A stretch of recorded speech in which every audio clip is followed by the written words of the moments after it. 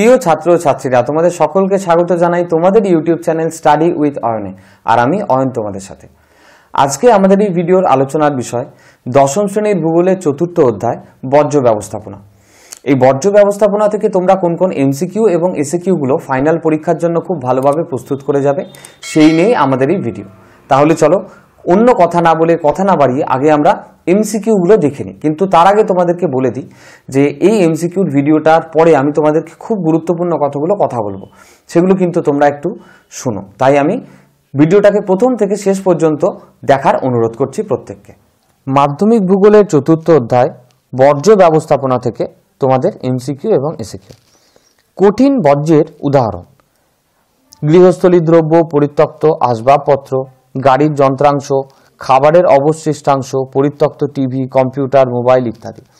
আমি দেখো এখানে অনেকগুলো উদাহরণ দিয়ে দিয়েছি, তার কারণ যে কোনো একটা তোমাদের এমসিকিউর অপশানে তুলে দিতে পারে, সেই কারণে একটু সবকটাই মনে রাখার চেষ্টা করো। যে সকল তরল পদার্থগুলি অব্যবহারযোগ্য তাদের কি বলে? উত্তর: তরল বর্জ্য।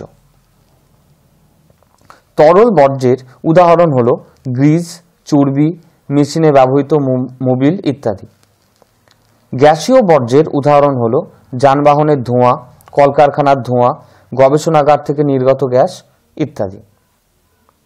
যেসব বর্জ্য জীবের মৃত্যু ঘটায়, জীবকে অসুস্থ করে, সেই বর্জ্য কি বর্জ্য? উত্তর হলো বিষাক্ত বর্জ্য।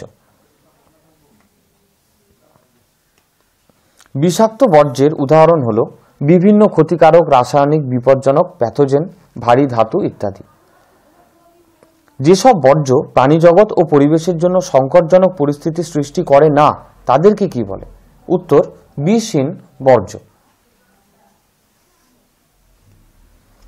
বিষহীন বর্জ্যের উদাহরণ হলো মৃত উদ্ভিদ, গাছের ডালপালা, প্রাণীদের মলমূত্র, জীবের মৃতদেহ ইত্যাদি। বাড়ি থেকে যেসব কঠিন বর্জ্য নির্গত হয় তাদের বলে গৃহস্থলীর বর্জ্য। গৃহস্থলী বর্জ্যের উদাহরণ হলো প্রতিদিনের খাদ্যের অবশিষ্টাংশ, মাছ মাংসের উচ্ছিষ্ট, শাকসবজি, ফলমূল, ভাঙা কাপ, প্লেট, কাঁচ, ভাঙা বোতল, শিশি, কাগজের টুকরো, পলিথিন ব্যাগ, ছেঁড়া কাপড় ইত্যাদি। ই বর্জ্যের উদাহরণ হলো খারাপ হয়ে যাওয়া computer, TV, telephone, mobile, refrigerator, washing machine, শীততাপ যন্ত্র ইত্যাদি। শিল্প বর্জ্যের উদাহরণ হলো ট্যানারি, কারখানা থেকে বের হওয়া রাসায়নিক কাদা জাতীয় বর্জ্য, কারখানা থেকে বের হওয়া ধাতু, ছাই, রং, রাসায়নিক দ্রাবক, তেজস্ক্রিয় পদার্থ প্রভৃতি। কৃষিজ বর্জ্যের উদাহরণ হলো সার, ধানের তুষ, খড়, আখের ছিবড়ে, নারকেলের ছিবড়ে, বিভিন্ন কীটনাশক, আগাছানাশক ইত্যাদি। জৈব বর্জ্যের উদাহরণ পচা ফল, ফুল, গাছের ডাল, পাতা, ডাবের খোলা, শাকসবজির অবশিষ্টাংশ, প্রাণীর মলমূত্র, মৃতদেহ ইত্যাদি। চিকিৎসা সংক্রান্ত বর্জ্যের বা হাসপাতালের বর্জ্যের উদাহরণ হলো অপারেশনজনিত বর্জ্য, ব্যান্ডেজ, ছুঁচ, সিরিঞ্জ, কাঁচি, ছুরি, ওষুধের ফয়েল, হাসপাতালে ব্যবহৃত প্লাস্টিক, বর্জিত ওষুধ প্রভৃতি। তেজস্ক্রিয় বর্জ্যের উদাহরণ হলো ইউরেনিয়াম, প্লুটোনিয়াম প্রভৃতি। তেজস্ক্রিয় বর্জ্যের মূল উৎস কি? পারমাণবিক শিল্প। জৈব ভঙ্গুর বর্জ্যের উদাহরণ হলো খাবারের অবশিষ্টাংশ, শাক সবজি, পচা ফল, ফুল, প্রাণীদের মলমূত্র ইত্যাদি। জৈব অভঙ্গুর বর্জ্যের উদাহরণ হলো পলিথিন, পলিমার, কাঁচ, রবারের টায়ার, টিউব প্রভৃতি। বর্জ্য পদার্থগুলিকে পুনর্ব্যবহারযোগ্য করে তোলার ব্যবস্থাকে কি বলে? উত্তর: বর্জ্য ব্যবস্থাপনা। নতুন পদ্ধতির মাধ্যমে পরিত্যক্ত জিনিস থেকে খেলনা, ঘর সাজানোর সামগ্রী, নানা উপকরণ তৈরি করাকে কি বলে? পুনর্ব্যবহার। যেসব বর্জ্য থেকে নতুন পদার্থ তৈরি করে তাদেরকে পুনরায় ব্যবহারযোগ্য করা হয় তাদেরকে কি বলে? সেই পদার্থগুলোকে কি বলে? পুনরাবর্তনশীল বর্জ্য। বর্জ্য দিয়ে জমি ভরাট করার কাজকে কি বলে? উত্তর: ভরাটকরণ বা ল্যান্ডফিল। ব্যাকটেরিয়া প্রয়োগ করে বর্জ্য পদার্থ থেকে যে সার তৈরি করা হয় তাকে কি বলে? উত্তর: কম্পোস্ট সার। বায়ুতে নির্গত ধোঁয়া থেকে অম্ল গ্যাসকে দূর করার জন্য কি ব্যবহার করা হয়? উত্তর: শুষ্ক স্ক্রাবার। জলে দ্রাব্য ক্ষতিকর গ্যাসের দূষণ কণা দূর করার জন্য কি ব্যবহার করা হয়? উত্তর: আর্দ্র স্ক্রাবার। সমগ্র গঙ্গা নদীকে দূষণমুক্ত করার জন্য যে বৃহৎ পরিকল্পনা নেওয়া হয় বা নেওয়া হয়েছে তা কি নামে পরিচিত?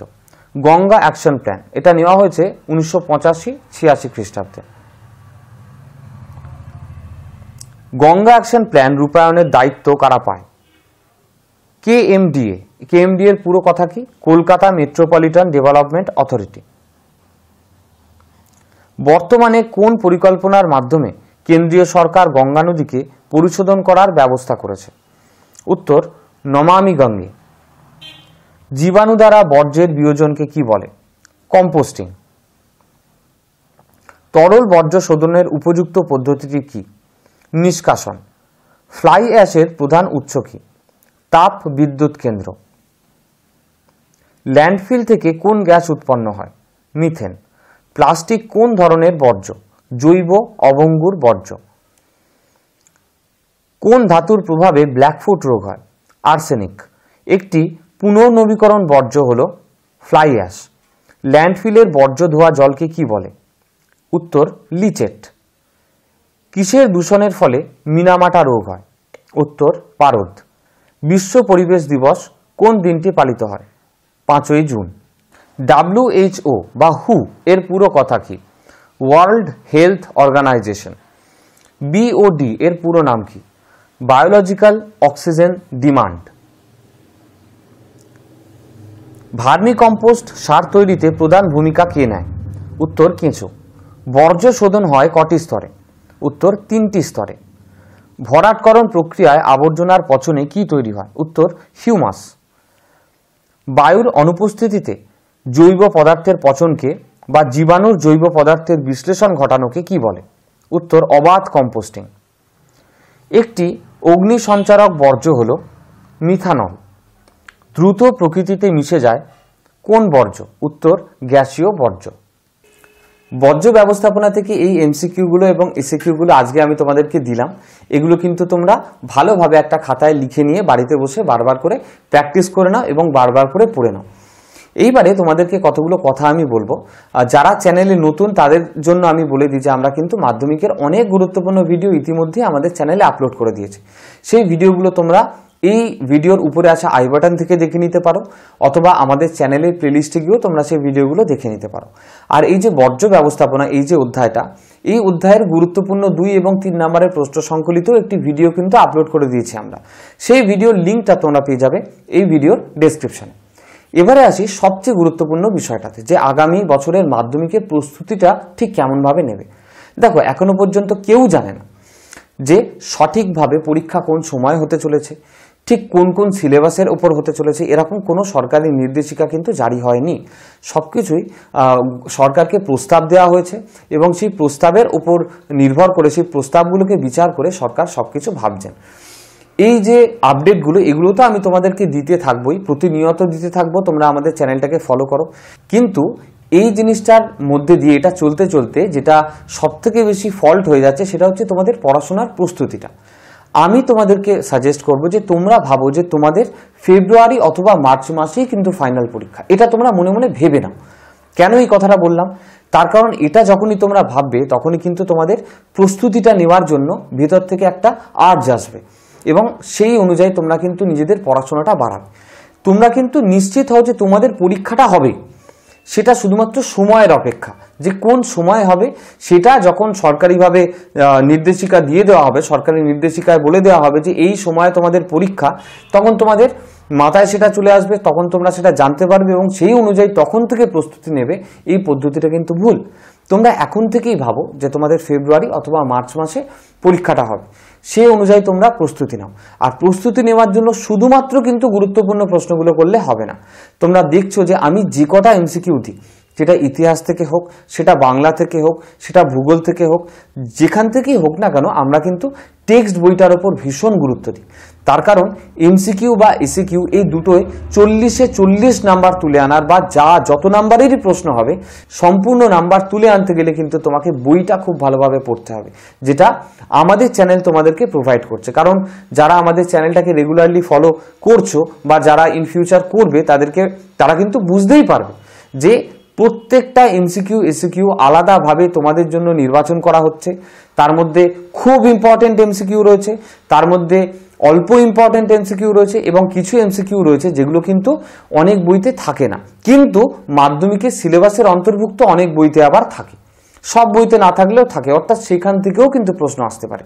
তাই সেই রকম ভাবেই কিন্তু তোমরা প্রস্তুতিটা নাও। আর অনেকে মনে করছো অনেক প্রশ্ন, আমি বারবার করে একটা কথা বলি, পরিশ্রমটা করা কিন্তু ভীষণ জরুরি। পরিশ্রম করলে তোমরা জীবনে সফলতা পাবেই পাবে। আজকে আমার এই কথাগুলো আর বর্জ্য ব্যবস্থাপনার সাজেশন, এই সব কিছু যদি ভালো লেগে থাকে, আমাদের চ্যানেলে গিয়ে অন্যান্য ভিডিওগুলো দেখে যদি তোমাদের ভালো লেগে থাকে, তাহলে অবশ্যই প্রত্যেকটা ভিডিওতে লাইক করে দিও, প্রত্যেকটা ভিডিও বন্ধুবান্ধবদের সাথে শেয়ার করে দিও। আর চ্যানেলে যারা নতুন, এখনও চ্যানেলটাকে সাবস্ক্রাইব করোনি, এইরকমই গুরুত্বপূর্ণ আপডেট পাওয়ার জন্য, সাজেশন পাওয়ার জন্য, এমসিকিউ এসিকিউ এর নোটস পাওয়ার জন্য আমাদের চ্যানেলটাকে কিন্তু সাবস্ক্রাইব করে রেখো। আজকের জন্য এতটুকু। তোমরা ভালো থাকো, সুস্থ থাকো।